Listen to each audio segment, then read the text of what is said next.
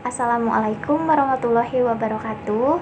Kami dari kelompok 11 akan mempresentasikan makalah yang berjudul Illegal Content tentang perjudian online.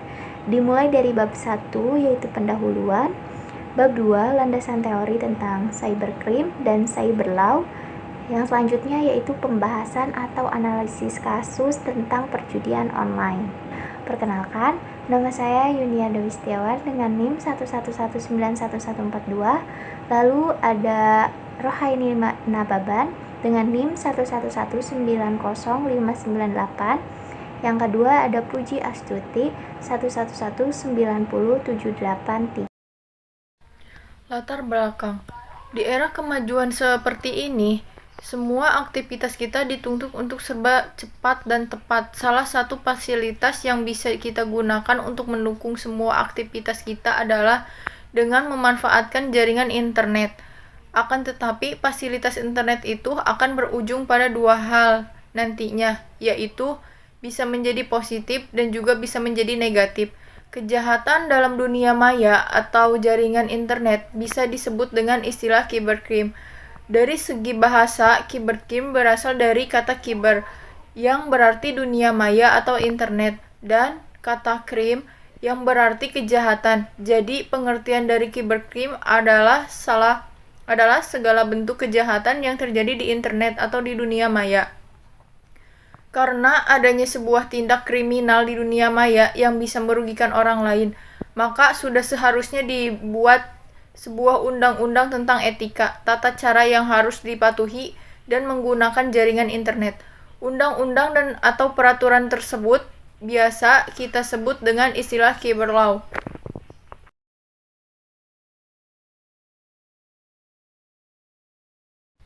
Maksud dan tujuan. Adapun maksud penulis makalah ini adalah yang pertama sebagai media informasi kepada pembaca tentang kejahatan dunia maya atau cybercrime. Yang kedua, menambah wawasan tentang apa itu illegal content, sedangkan tujuan dari penulis makalah ini adalah untuk memenuhi nilai tugas mata kuliah etika profesi, teknik informasi dan komunikasi pada semester 6 ini. Batasan masalah. Dalam penulisan makalah ini, penulis hanya berfokus pada pembahasan cybercrime, khususnya pada kasus illegal contents.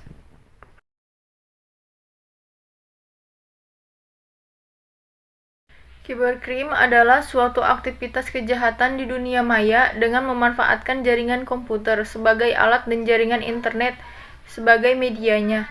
Yang pertama, dalam arti luas, pengertian cybercrime adalah sebuah tindakan ilegal yang dilakukan melalui jaringan komputer dan internet untuk mendapat keuntungan dan merugikan pihak lain.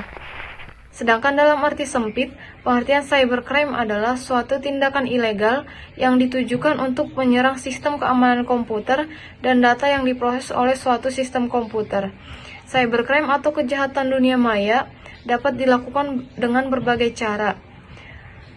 Biasanya dilakukan oleh pihak-pihak yang mengerti dan menguasai bidang teknologi.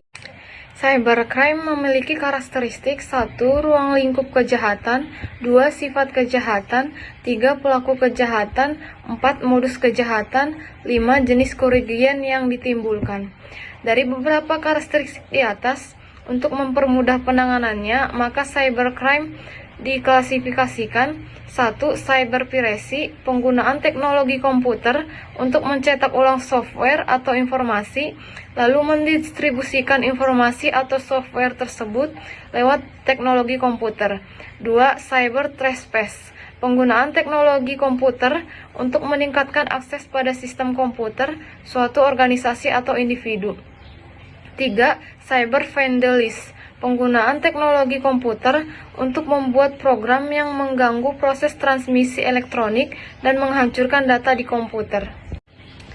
Secara umum, jenis-jenis cybercrime adalah sebagai berikut. 1. Akses ilegal. 2. Menyebarkan konten ilegal atau illegal content. 3. Hacking dan cracking. 4. Pemalsuan data atau data forgery. 5. Penyalahgunaan kartu kredit. 6. Pencurian data. 7. Memata-matai atau cyber espionage, 8 cyber squatting, 9 cyber typosquatting. Cyber law adalah hukum yang digunakan di dunia maya atau cyber yang diasosiasikan dengan internet yang isinya mengupas mengenai aspek-aspek aktivitas manusia pada saat menggunakan internet dan memasuki dunia maya atau cyber. Namun diartikan secara sempit kepada apa yang diaturnya. Sebab alasan perlunya cyber law diantaranya: 1. Perkembangan teknologi yang sangat pesat membutuhkan pengaturan hukum yang berkaitan dengan pemanfaatan teknologi tersebut.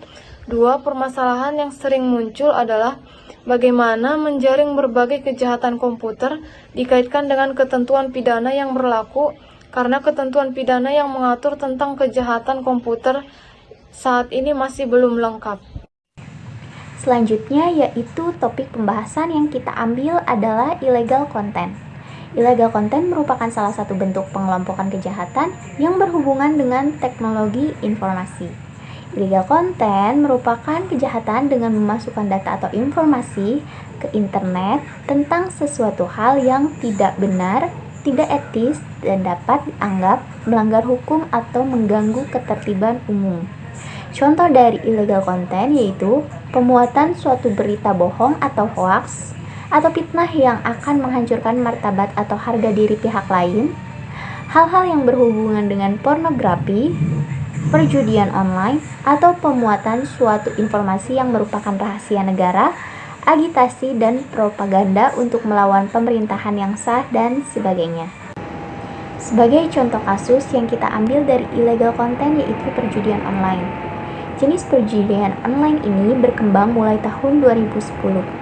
Perjudian ini tidak menggunakan uang yang beredar di dunia nyata, melainkan yang beredar di dunia maya. Para pemain judi online ini mengirim dana ke rekening admin, dan dana yang dikirim ini akan dikonversikan dalam bentuk mata uang dalam permainan. Untuk mendaftar perjudian online cukup mudah, hanya dengan 4 tahap. Yang pertama yaitu tahap pendaftaran account. Pada tahap ini, pemain judi online jenis ini mendaftar pada menu registrasi atau register yang telah disiapkan. Biasanya, para pemain harus mengisi beberapa data yang dapat dipalsukan, tetapi ada beberapa data yang harus valid seperti nomor rekening, nama pengguna, dan identitas lainnya. Setelah itu, kita masuk ke tahap kedua yaitu deposit dana. Pada tahap ini, pemain diharuskan mengirim dana ke nomor rekening admin yang tercantum di website perjudian online tersebut. Pada tahap ketiga, pemain pejudi online akan memilih judi online yang diminati. Ada 2 jenis judi yang paling diminati, yaitu judi poker dan judi bola. Pada tahap yang selanjutnya yaitu pencairan dana. Pencairan dana ini merupakan tahap terakhir dari permainan judi online. Jika pejudi tersebut menang, maka akan dicet dengan teller permainan tersebut dan akan diinstruksikan untuk mengkonversikan dana yang dimiliki dari dunia maya ke dunia nyata. Kasus kejahatan ini memiliki motif yaitu untuk memperkaya diri sendiri dan meraup untung yang sebanyak-banyaknya. Motif kejahatan ini termasuk ke dalam cybercrime sebagai tindakan murni kejahatan.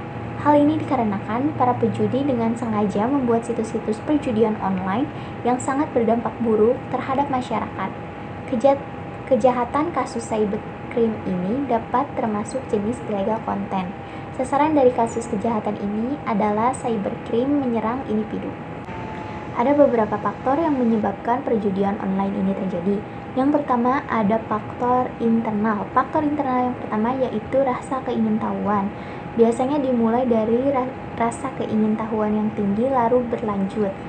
Rasa keingintahuan ini juga biasanya paling banyak ditemukan pada kasus anak-anak yang melakukan perjudian online.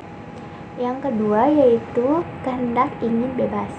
Kehendak ingin bebas merupakan salah satu sifat alamiah manusia. Setiap manusia tentunya ingin memiliki kebebasan untuk melakukan apapun yang mereka inginkan.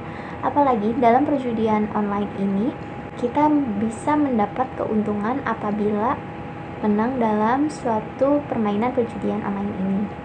Yang selanjutnya yaitu faktor eksternal. Faktor eksternal yang pertama yaitu biasanya dari faktor keluarga. Biasanya dari keadaan ekonomi keluarga yang kurang mumpuni sehingga mencari cara lain yang lebih instan untuk mendapatkan atau menghasilkan uang. Dan faktor eksternal yang kedua yaitu faktor lingkungan. Biasanya faktor lingkungan ini sangat berpengaruh untuk mempengaruhi kita pada pola kehidupan sehari-hari. Jika faktor lingkungan itu positif, maka kita akan diarahkan ke hal positif pula. Sebaliknya, jika lingkungan kita negatif seperti melakukan perjudian online atau menyebarkan berita hoaks, maka kita pun akan beradaptasi dan mengikuti lingkungan tersebut. Adapun upaya penanggulangan kejahatan perjudian online ini terdiri dari beberapa cara. Cara yang pertama yaitu upaya preemptif. Upaya pencegahan ini adalah upaya pencegahan secara dini yang dilakukan mencari akar masalah melalui kegiatan edukatif dengan sasaran mempengaruhi masyarakat untuk tidak berniat melakukan kejahatan perjudian online tersebut. Yang kedua yaitu upaya preventif. Upaya preventif adalah upaya yang dilakukan untuk menghilangkan kesempatan untuk melakukan sebuah kejahatan. Upaya ini adalah tindakan lanjut dari upaya preemptif yang tidak maksimal yang menyebabkan timbulnya niat untuk melakukan sebuah kejahatan. Yang selanjutnya yaitu upaya referensif. Upaya ini adalah upaya yang dilakukan ketika upaya preemptif maupun upaya preventif tidak dapat mencegah terjadinya suatu kejahatan, sehingga upaya referensif harus dilakukan, yaitu penindakan tegas para pelaku kejahatan. Misalkan seperti pemblokiran 119 rekening di 4 bank yang diduga terlibat penipuan dan perjudian online oleh Kapolri setempat. Selanjutnya yaitu kesimpulan. Berdasarkan uraian di atas, maka penulis menarik kesimpulan berdasarkan rumusan masalah dari hasil penelitian dan pembahasan yakni sebagai berikut. Yang pertama, motif utama dari perjudian online sekarang yaitu untuk memperkaya diri dan meraup keuntungan sebesar-besarnya. Yang kedua, faktor-faktor penyebab kejahatan berjudi online yang dilakukan terbagi atas 2 garis besar, yaitu faktor internal. Faktor internal adalah faktor yang terdapat dalam diri kita seperti keingintahuan dan keinginan untuk bersikap bebas. Dan yang kedua, faktor eksternal. Faktor eksternal itu faktor dari luar, seperti faktor keluarga maupun faktor lingkungan.